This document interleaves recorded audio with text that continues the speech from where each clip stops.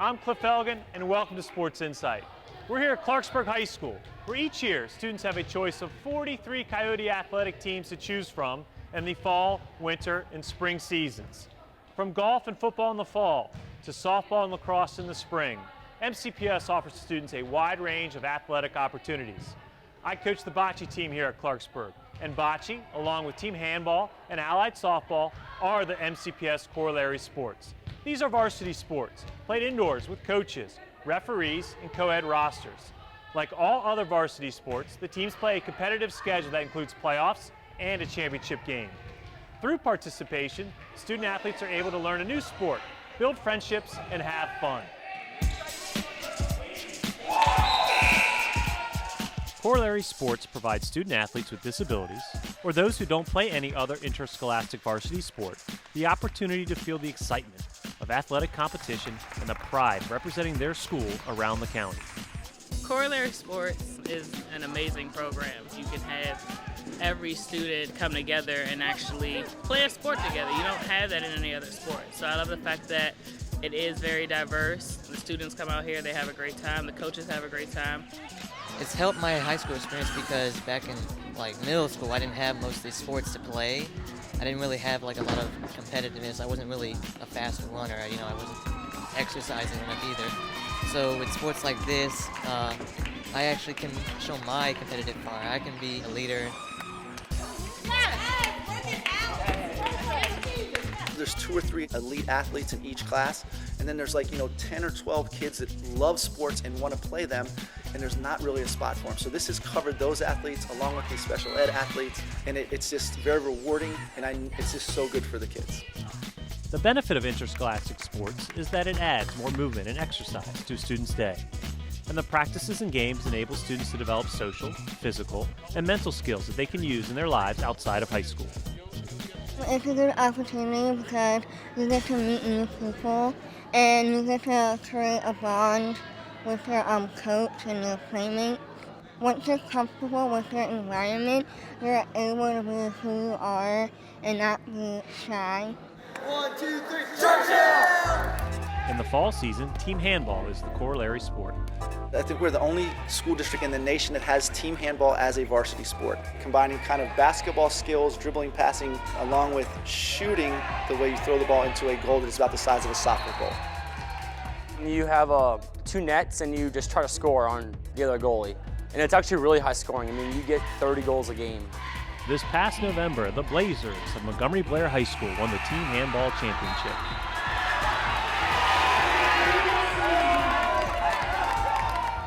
In the winter sports season, Bocce takes center stage. I first started coaching Bocce 5 years ago. There was maybe 15, 16 of the county high schools that had a Bocce team.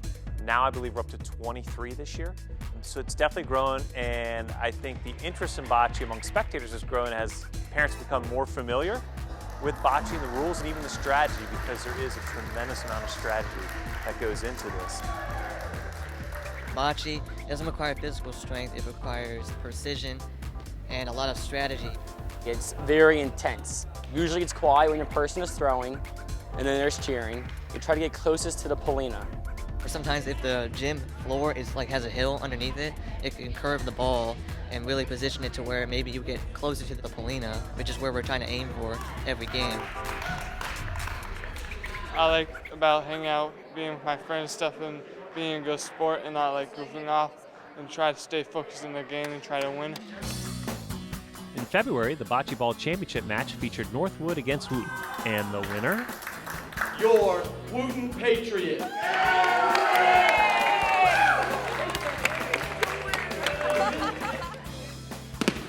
In the spring season, the corollary sport is Allied Softball.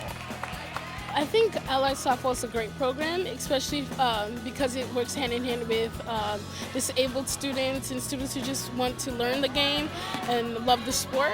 Everybody gets a chance, no matter whether you can hit a pitch or not. They have an opportunity to put it on the tee and get an opportunity to hit it. So they love that aspect of it. The MCPS Corollary Sports create learning experiences for students with and without disabilities. The practices and games enrich the lives of high school students. you can see it in the reactions of the 2017 Allied Softball Champions, the Sherwood High School Warriors. This is a true varsity sport. It's not a club sport. It's not a JV sport. It's a true varsity co-ed sport. And I think that really helps. You know, it helps everyone take it seriously. We have referees, we have scoreboards. You know, some of the games are announced, and it makes it great for the kids. It is really valued as a varsity sport.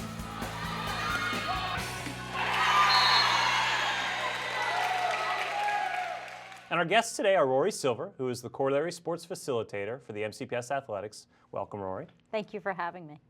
And also with us is our student, DeAndre Roan from Montgomery Blair High School, who just graduated. So congratulations, DeAndre. Thank you very much. All right, so Rory, I want to start with you because you've been with this whole Corollary Sports program from the beginning. I think we were saying before the show about 2010. Exactly. So why don't you kind of give a little history background to everybody with how it started, how it was piloted, and where we've kind of come in 7 or 8 years. Sure. I started in 2010. We had a pilot year with about 7 or 8 high schools. We started with the softball in the spring, and by the following year, we added on track and field, and we also added bocce.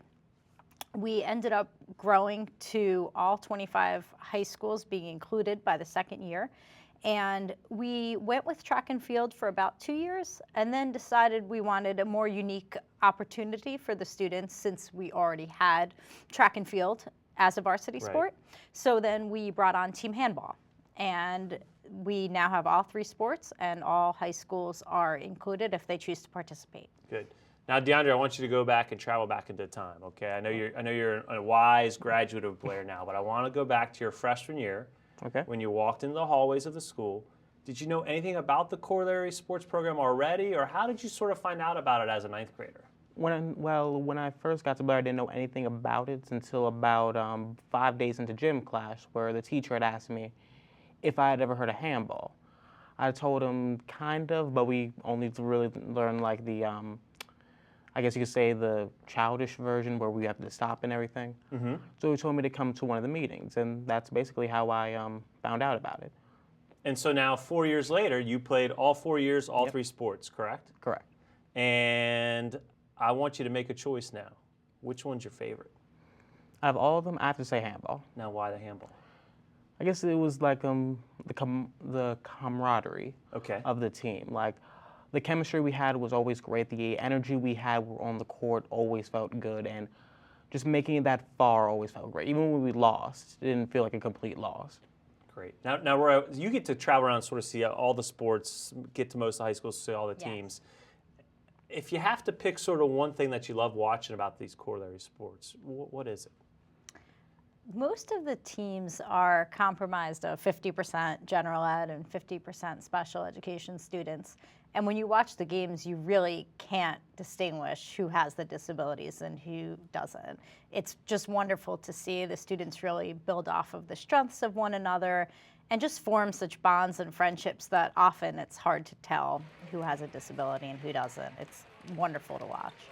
Now, DeAndre, over your 4 years, did you sort of, obviously you knew all your own teammates, but did you get to know people from other schools that you saw year after year, and was it kind of neat to sort of build relationships not only with your own teammates, but with other people from other schools? Well, I didn't really get to know any other kids from other schools because as Blairs, we were kind of hated amongst almost all the teams. Why? Do you win too much? What's the problem? With handball, like there was like at BCC, there was this one kid who just hated our guts. Like every time we walked in, he would just give us this dirty look. So like being a part of that team, like it was always hard to make friends. Now, what about teams? So then let's talk about your own team. What about the relationships and friendships you built with maybe some of the Blair students you wouldn't have known had it not been for the team? I have one friend, his name is James. Mm-hmm. I met him through the team, and from that moment on, we were actually pretty close friends. Right. So you've had relationships that have grown out of this, right? And that's Yes. great. Now, how many different coaches did you? Do you have the same coach every sport, or did you have different coaches for different sports at Blair? For handball, we had the same coach, Lewis Holman, for all 4 years. I know Coach This Holman year is very well. this is his last year, so we're all pretty sad for him. As for bocce, we had Mr. Terry and Miss McGurkin for most of the time, but then it just became Mr. Terry for about 2 more years.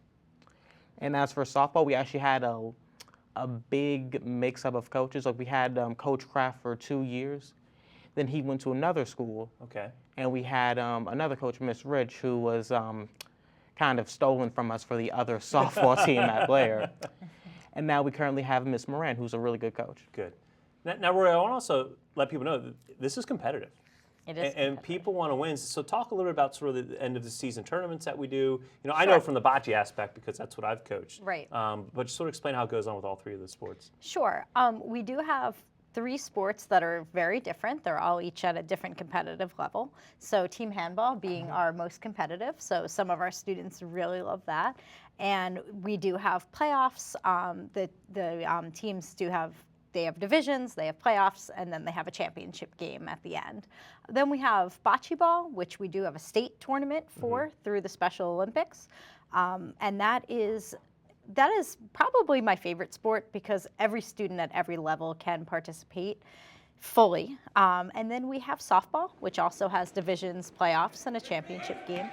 And that is probably our middle level sport, where most students can still participate, and we're able to adapt it so students can use the tee if they need to, and we have it's called X runners, where if they cannot run the full way to the base, they can run halfway to the X. So it's nice that all of our sports can be adapted, but the teams all do make it, if they are able to, playoffs, and there is a championship game at the end. And if people haven't seen the bocce, it's competitive, and it's intense, and it gets really quiet, and if you haven't seen it, go to a bocce match. All right, DeAndre, so I just found out you won the Trident Award. Yes. You should be pretty proud of yourself. I am. Explain what that is. The Trident Award is an award given to students who keep up a 3.0 GPA for all semesters of that year. Nice. And so you won that this year? Mm-hmm. Did you win any other years? No. Well, that's good, though. You finished on a strong note, right? Yes, I You did. should be very proud of that. I am. And the other thing we should really talk about is we treat these, they are varsity sports. They are. Okay, so you get a varsity letter, you get the pin every year. And so, you know, that's a pretty special thing that I think you should be very proud of. What are you going to miss most? About handball or just all of them in general? All of it, doesn't matter. In general, other than your dad, because I've heard a lot of stories about your dad and your dad's cheerleading abilities, and how everybody in the Down County knows him at least. So other than having your dad come in and cheer for you, what are you going to miss most about? From all of them, I have to say being able to work with a team. Like working with the members of my team always felt good. We always had a good chemistry. We always laughed, joked around, so I'm going to miss that a lot. And I guess also the matches we had, because a lot of them would get real intense, especially for bocce and handball. Like there'll be matches in handball where we're just down by 1 point and like have about 10 to 20 seconds on the clock, and we just need to get past them. And what do you think you're going to take out of your 4 years of doing this? What do you think was the biggest thing you're going to take away from it and say, this helped me grow? What would you say? Well, before I did any sports, I was kind of a really quiet person. I didn't really want to talk to people at all.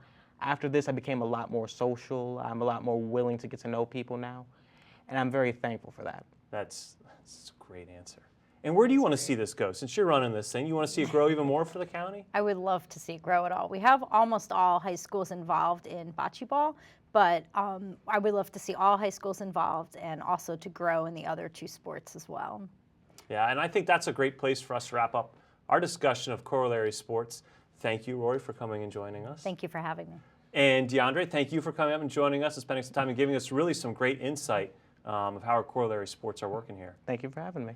And thanks, everyone, for joining us. I'm Cliff Elgin, and we'll see you on the next episode of Sports Insight.